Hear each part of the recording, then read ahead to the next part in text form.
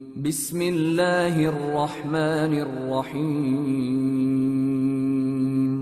شروع اللہ کا نام لے کر جو بڑا مہربان نہایت رحم والا ہے۔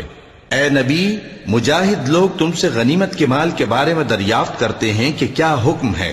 کہہ دو کہ غنیمت اللہ اور اس کے رسول کا مال ہے، تو اللہ سے ڈرو اور آپس میں صلح رکھو، اور اگر ایمان رکھتے ہو تو اللہ اور اس کے رسول کے حکم پر چلو۔ مومن تو وہ ہیں کہ جب اللہ کا ذکر کیا جاتا ہے تو ان کے دل ڈر جاتے ہیں، اور جب انہیں اس کی آیتیں پڑھ کر سنائی جاتی ہیں تو ان کا ایمان اور بڑھ جاتا ہے،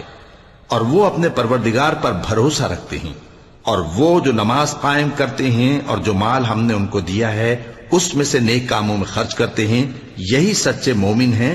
اور ان کے لیے ان کے پروردگار کے ہاں بڑے بڑے درجے ہیں اور بخشش اور عزت کی روزی ہے۔ ان لوگوں کو اپنے گھروں سے اسی طرح نکلنا چاہیے تھا جس طرح تمہارے پروردگار نے تم کو تدبیر کے ساتھ اپنے گھر سے نکالا، اور اس وقت مومنوں کی ایک جماعت ناخوش تھی۔ وہ لوگ حق بات میں اس کے ظاہر ہونے کے بعد تم سے جھگڑنے لگے، گویا موت کی طرف ہانکے جاتے ہیں اور اسے دیکھ رہے ہیں۔ اور اس وقت کو یاد کرو جب اللہ تم سے وعدہ کرتا تھا کہ ابو سفیان اور ابو جہل کے دو گروہوں میں سے ایک گروہ تمہارے لیے مغلوب ہو جائے گا، اور تم چاہتے تھے کہ جو قافلہ بے شان و شوکت یعنی بے ہتھیار ہے وہ تمہارے ہاتھ آ جائے، اور اللہ چاہتا تھا کہ اپنے فرمان سے حق کو قائم رکھے اور کافروں کی جڑ کاٹ دے، تاکہ سچ کو سچ اور جھوٹ کو جھوٹ کر دے، گو مشرک ناخوش ہی ہوں۔ جب تم لوگ اپنے پروردگار سے فریاد کرتے تھے تو اس نے تمہاری دعا قبول کر لی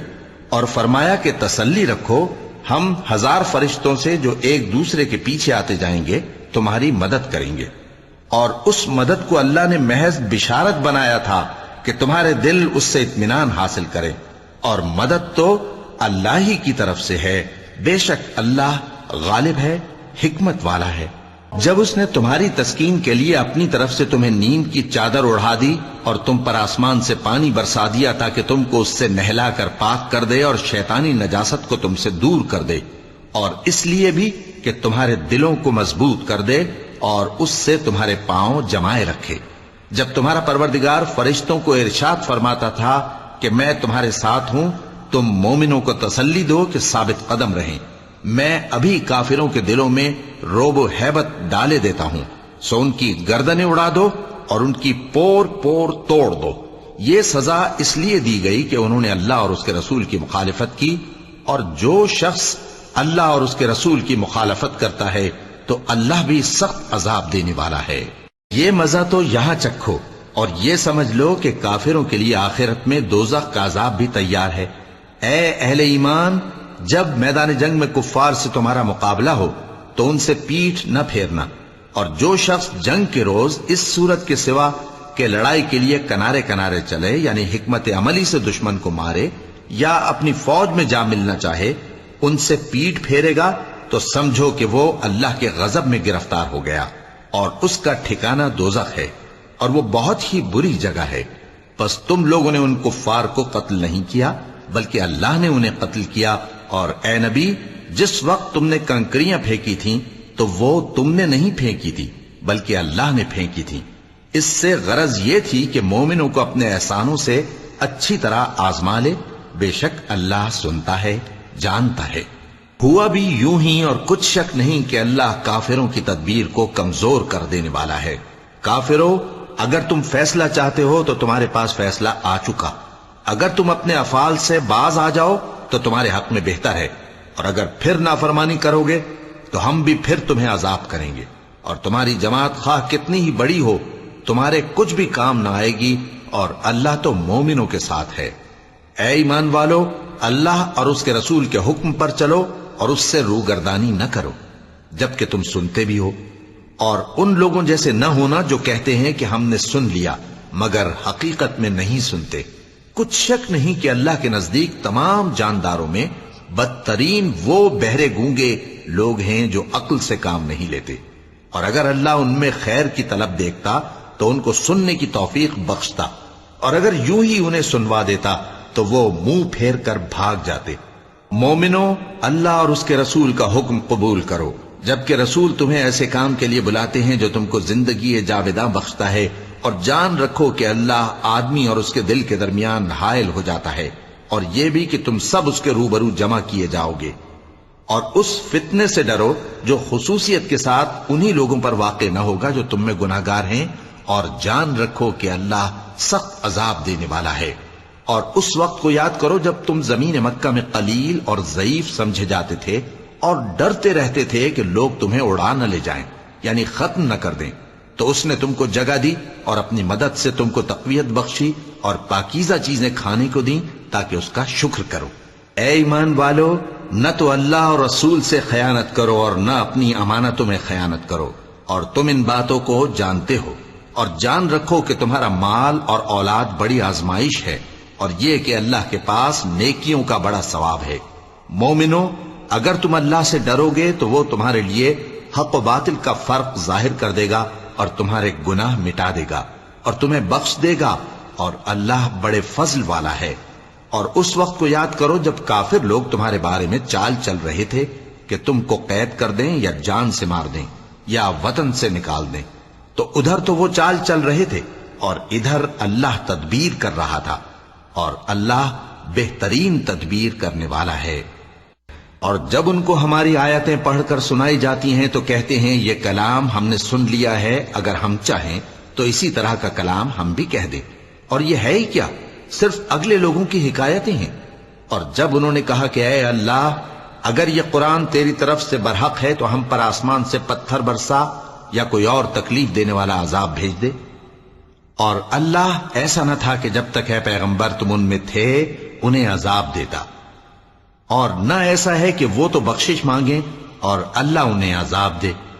اور اب ان کے لیے کون سی وجہ ہے کہ وہ انہیں عذاب نہ دے،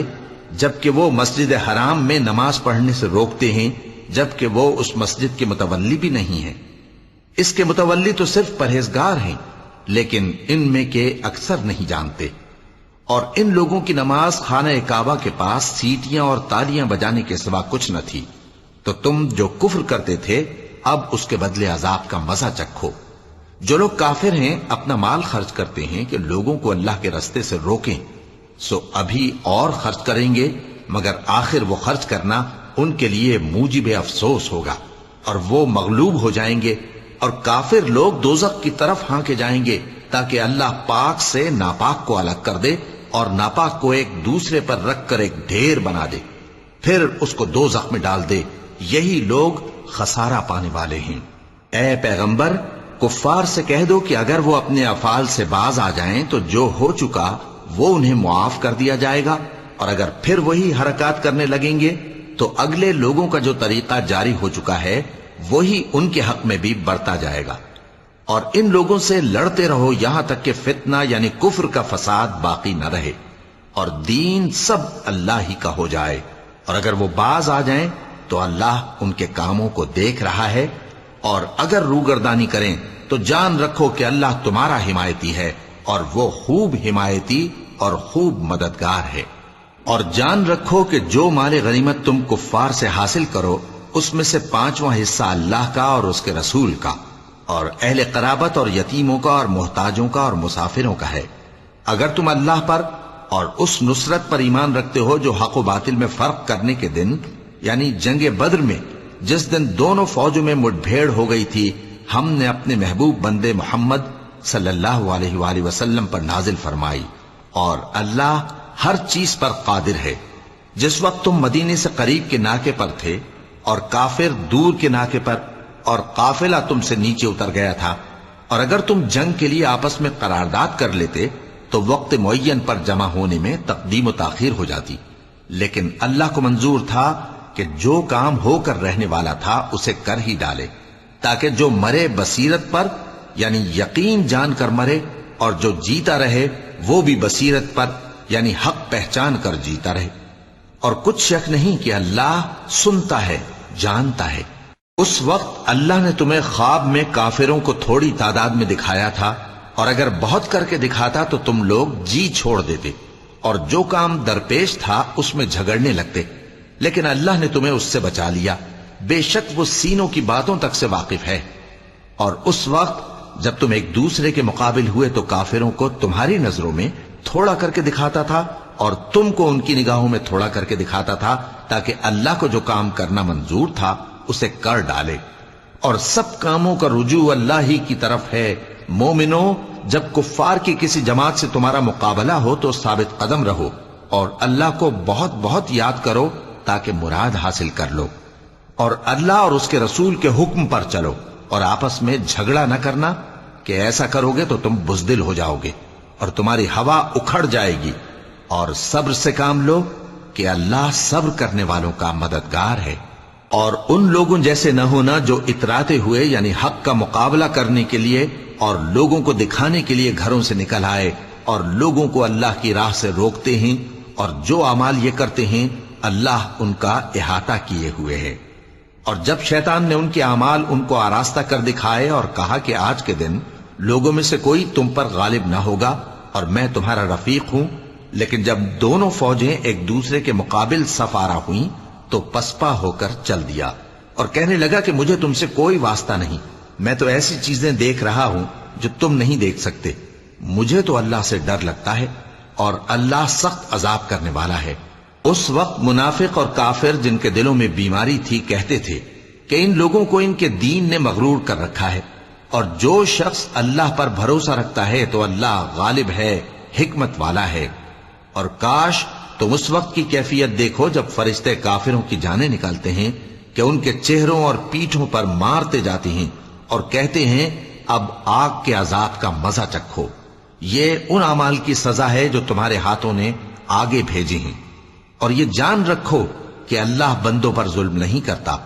جیسا حال فرعونیوں اور ان سے پہلے لوگوں کا ہوا تھا ویسا ہی ان کا ہوا کہ انہوں نے اللہ کی آیتوں سے کفر کیا تو اللہ نے ان کے گناہوں کی سزا میں ان کو پکڑ لیا۔ بے شک اللہ زبردست ہے، سخت عذاب دینے والا ہے۔ یہ اس لیے کہ جو نعمت اللہ کسی قوم کو دیا کرتا ہے جب تک وہ خود اپنے دلوں کی حالت نہ بدل ڈالیں اللہ اسے نہیں بدلا کرتا، اور اس لیے کہ اللہ سنتا جانتا ہے۔ جیسا حال فرعونیوں اور ان سے پہلے لوگوں کا ہوا تھا ویسا ہی ان کا ہوا۔ انہوں نے اپنے پروردگار کی آیتوں کو جھٹلایا تو ہم نے ان کو ان کے گناہوں کے سبب ہلاک کر ڈالا اور فرعونیوں کو ڈبو دیا، اور وہ سب ظالم تھے۔ جانداروں میں سب سے بدتر اللہ کے نزدیک وہ لوگ ہیں جو کافر ہیں، سو وہ ایمان نہیں لاتے۔ جن لوگوں سے تم نے صلح کا عہد کیا ہے پھر وہ ہر بار اپنے عہد کو توڑ ڈالتے ہیں اور اللہ سے نہیں ڈرتے، اگر تم ان کو لڑائی میں پاؤ تو انہیں ایسی سزا دو کہ جو لوگ ان کے پس پشت ہوں وہ ان کو دیکھ کر بھاگ جائیں، عجب نہیں کہ ان کو اس سے عبرت ہو۔ اور اگر تم کو کسی قوم سے دغابازی کا خوف ہو تو ان کا عہد انہی کی طرف پھینک دو کہ اس طرح تم سب برابر ہو جاؤ۔ کچھ شک نہیں کہ اللہ دغابازوں کو دوست نہیں رکھتا، اور کافر یہ خیال ہرگز نہ کریں کہ وہ آگے نکل گئے ہیں، وہ ہمیں عاجز نہیں کر سکتے۔ اور جہاں تک ہو سکے فوج کی جمعیت کے زور سے اور گھوڑوں کے تیار رکھنے سے ان کے مقابلے کے لیے مستعد رہو کہ اس سے اللہ کے دشمنوں اور تمہارے دشمنوں اور ان کے سوا اور لوگوں پر جن کو تم نہیں جانتے اور اللہ جانتا ہے ہیبت بیٹھی رہے گی، اور تم جو کچھ اللہ کی راہ میں خرچ کرو گے اس کا ثواب تم کو پورا پورا دیا جائے گا اور تمہارا ذرا نقصان نہ کیا جائے گا۔ اور اگر یہ لوگ صلح کی طرف مائل ہوں تو تم بھی اس کی طرف مائل ہو جاؤ، اور اللہ پر بھروسہ رکھو، کچھ شک نہیں کہ وہ سب کچھ سنتا ہے، جانتا ہے۔ اور اگر یہ چاہیں کہ تم کو فریب دیں تو اللہ تمہیں کفایت کرے گا، وہی تو ہے جس نے تم کو اپنی مدد سے اور مسلمانوں کی جمعیت سے تقویت بخشی اور ان کے دلوں میں الفت پیدا کر دی، اور اگر تم دنیا بھر کی دولت خرچ کرتے تب بھی ان کے دلوں میں الفت پیدا نہ کر سکتے، مگر اللہ ہی نے ان میں الفت ڈال دی، بے شک وہ زبردست ہے، حکمت والا ہے۔ اے نبی، اللہ تم کو اور مومنوں کو جو تمہارے پیرو ہیں کافی ہے۔ اے نبی، مسلمانوں کو جہاد کی ترغیب دو۔